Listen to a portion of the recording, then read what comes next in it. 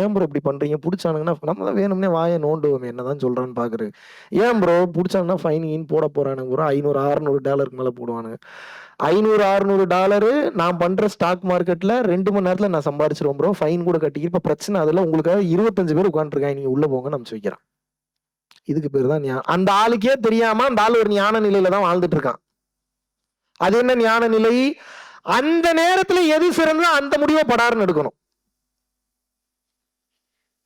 நான் என்ன சொல்றேன்னா உங்களுக்கு எப்படி புரியும்? இப்ப இந்த கர்ச்சீஃப் இங்க இருக்குன்னு வச்சுக்கோங்க. இந்த கர்ச்சீஃப் எடுத்து இங்க வைக்கணும் அப்படின்னா பழைய ஆளா இருந்தா நீங்க என்ன தெரியுமா பண்ணுவீங்க? இதுதான் டேட்டா அப்படி செயல்படுறது. கர்ச்சீஃப் எடுக்கணும்னா முதல்ல என்ன பண்ணணும்? முதல்ல கர்ச்சீஃப் கிளீனா இருக்கான்னு பார்க்கணும். அதுக்கு முதல்ல எந்திரிக்கணும், உட்காரணும். அதுக்கப்புறம் கர்ச்சீஃப் எடுத்து பார்க்கணும், விரிச்சு பார்க்கணும். அப்புறம் எடுத்து இந்த பக்கம் வைக்கிறீங்க. எத்தனை செகண்ட் செலவாகுது இதுக்கு? 20 25 செகண்ட். நான் என்ன சொல்றேன்னா கர்ச்சீஃப் எடுக்கணும்னா கர்ச்சீஃப் மட்டும் எடுக்க வேண்டியதான, வேலை முடிஞ்சுல்ல.